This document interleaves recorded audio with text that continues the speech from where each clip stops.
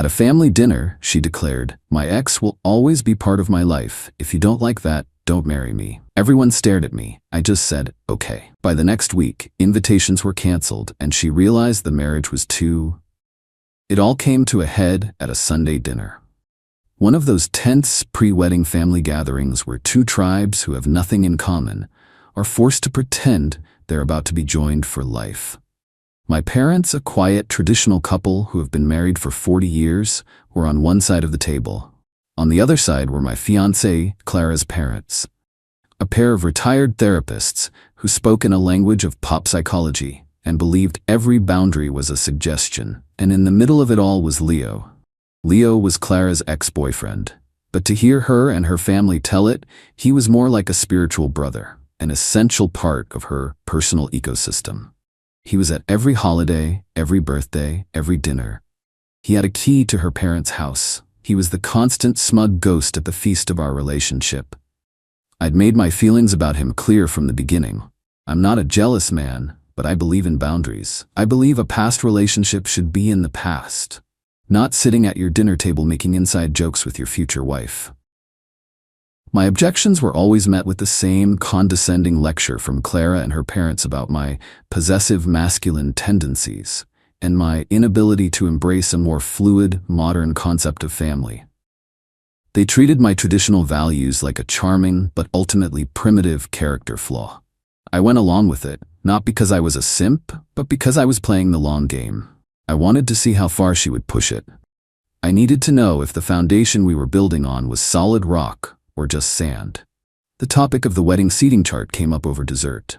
My mother, a woman who speaks her mind with a quiet but firm dignity, had a simple question.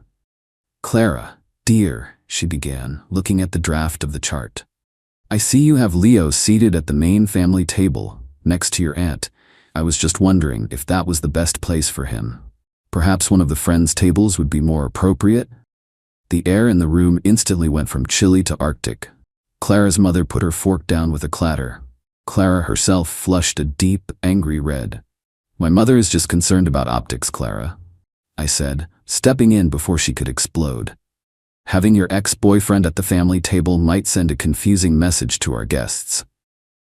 Clara turned on me, her eyes flashing. "A confusing message?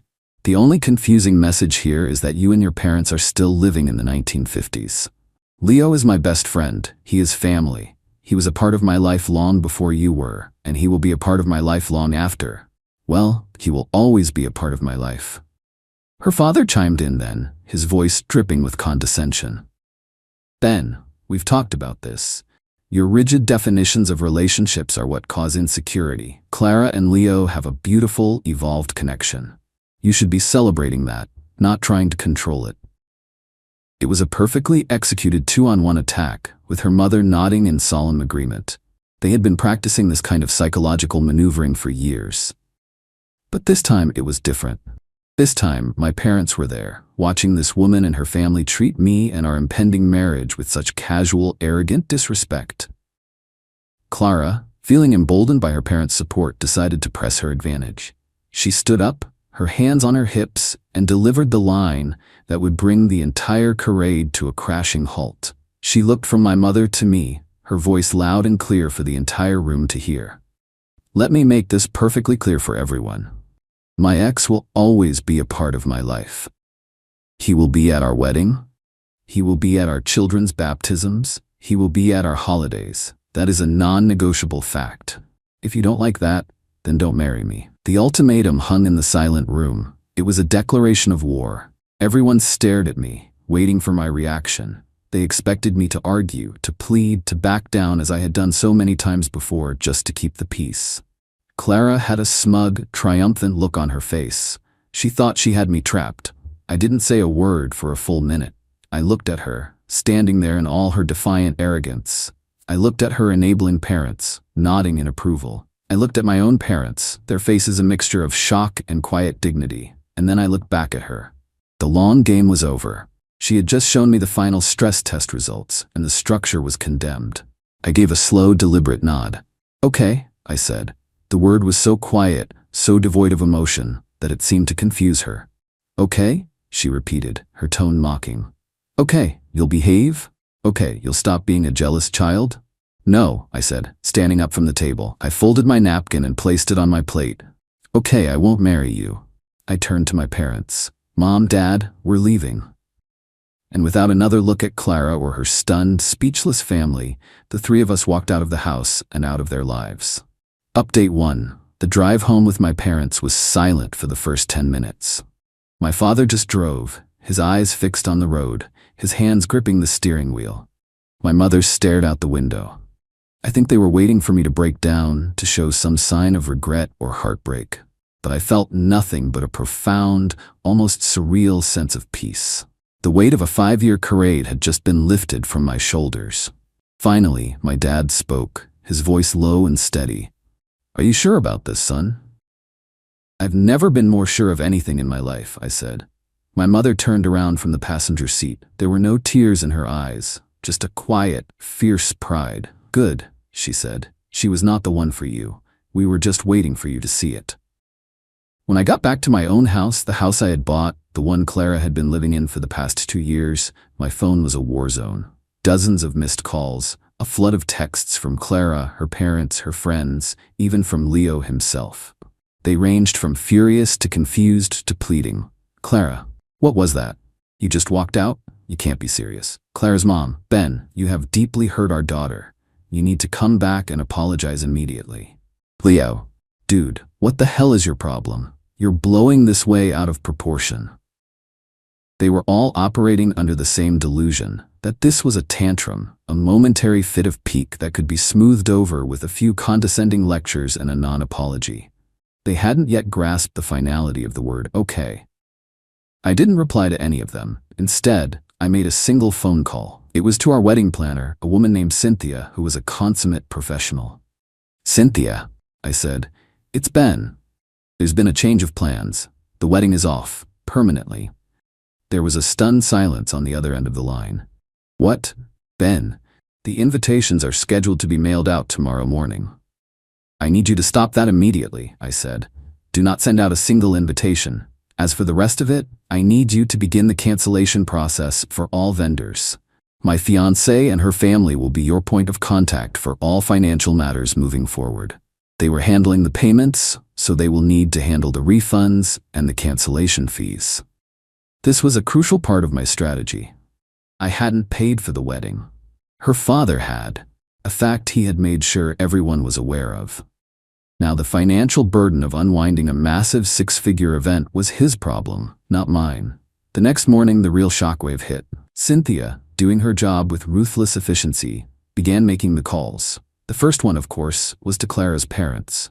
I would have paid $1,000 to be a fly on the wall for that conversation. The caterer, the florist, the band, the venue, each call was another nail in the coffin of their grand social event. Another massive, non-refundable deposit lost. Clara's father called me, his voice a strangled roar. What have you done? Do you know how much money we are losing? You can't just do this. I didn't do anything, I said, my voice calm. I just accepted your daughter's terms. She gave me an ultimatum. Accept her ex-boyfriend as a permanent fixture in our marriage, or don't marry her. I chose the latter. I respected her boundary. The consequences of that choice are now yours to manage. He started sputtering about lawyers and lawsuits and breach of promise. Breach of promise? I laughed, a cold, empty sound. You were there, Richard. You heard her. You have a dozen witnesses who heard her deliver an ultimatum at a family dinner. She made the continuation of our marriage conditional, and I simply declined the conditions. There is no lawsuit. There is only the bill for a party you are no longer hosting. I hung up. The next person to appear was Clara herself. She showed up at my house that afternoon, using her key to let herself in. She found me in the living room, surrounded by empty boxes. I was packing her things. What are you doing? She shrieked, her face a mask of disbelief. I'm helping you move, I said, not even looking up. You're going to need to find a new place to live. You can't kick me out. I live here. No, Clara, I said, finally standing up to face her. You have been staying here. This is my house. My name is on the deed, and your invitation has been revoked. I'll be changing the locks tomorrow. I suggest you arrange for your parents to come and pick up your belongings. She finally broke down. the arrogant, confident facade crumbling to reveal the terrified, entitled child underneath. She cried. She begged. She pleaded. She said she didn't mean it, that it was just a stupid thing to say, that she loved me. I just stood there, unmoved. The time for that, Clara, was when my mother was at your dinner table, being treated with disrespect. The time for that was before you made your ex-boyfriend a condition of our marriage. You made your choice. Now I'm making mine. Update 2. The 30 days that followed were a slow, brutal education for Clara in the concept of consequences. She and her family had lived their entire lives in a soft, padded world of second chances and consequence-free choices, a world cushioned by their money and their shared delusion of intellectual superiority. That world was now gone. The first lesson was financial. Her father, after a week of threats and bluster, finally realized I was not going to contribute a single cent to the financial disaster of the canceled wedding. The final bill for the lost deposits and cancellation fees, I heard, was close to $100,000. It was a staggering blow, even for them. The second lesson was social. They tried to spin the narrative, of course. They told their friends that I was emotionally unstable, that I had a breakdown, and called off the wedding for no reason. But the story was too good, too juicy. A dozen people had been at that dinner. The story of Clara's ultimatum and my quiet, final acceptance spread like wildfire through their social circle. She wasn't the victim. She was the arrogant fiancé who had overplayed her hand and lost everything. Clara, after being forced to move out of my house, had to move back in with her parents. The atmosphere in that house, I was told, was toxic. Her parents, facing a massive financial loss and a public humiliation, resented her. They were constantly fighting, the thin veneer of their evolved family dynamic stripped away to reveal the bitter, dysfunctional reality underneath. Leo, the ex-boyfriend, the man who was so essential to her life, proved to be less than useless in a real crisis. He was a fun accessory for a woman who had a stable, successful fiancé. He was not interested in being the support system for a broke, unemployed, and emotionally volatile single woman. He slowly, quietly began to distance himself. The constant calls and texts stopped. He was busy. He had other plans. He was, in the end, just another fair-weather friend. While her world was burning down, I was quietly rebuilding mine. I took a 2-week trip to Europe, a trip I had always wanted to take but had put off because Clara had no interest in it. I came back feeling refreshed and clear-headed. I focused on my work, landing the biggest project of my career. I reconnected with friends who had drifted away, friends who had never liked the person I became when I was with Clara. I didn't date. I wasn't interested. I was enjoying the peace, the quiet, the freedom of a life that was entirely my own, a life where I didn't have to constantly navigate the emotional minefield of another person's insecurities. The final and most satisfying lesson for Clara came about 6 months after our breakup. A major architectural journal published a feature on a historic theater I had spent the last 2 years restoring. It was a huge honor, the pinnacle of my career so far. The article included a gala event celebrating the reopening of the theater, an event attended by the mayor and some of the most influential people in the city. There was a picture of me standing on the stage accepting an award for the project. Final update: it's been a little over a year since that Sunday dinner. My life has moved on in ways I never could have imagined. My company has grown, and the success of the theater project has opened doors I never knew existed. I sold my old house and bought a beautiful loft downtown, a place that is entirely me, all clean lines, exposed brick, and industrial steel. I started dating again about 6 months ago. Her name is Sarah. She's a doctor. She's kind, she's brilliant, and she has a backbone of steel. Her family is wonderful, a loud, loving Italian clan who welcomed me with open arms and too much pasta. Her past is her past, and my past is mine. We are building a future together, a future based on mutual respect and clear, honest boundaries. I hadn't seen or spoken to Clara in over a year. I had blocked her and her entire family on everything. But I heard things through the grapevine of mutual acquaintances. Her parents had been forced to sell their large house and downsize to a condo. The financial hit from the wedding, combined with some of her father's other creative financial ventures going south, had crippled them. Clara was still living with them. She had tried to launch a career as a life coach, but without my money to fund the website and the marketing, it had failed to launch.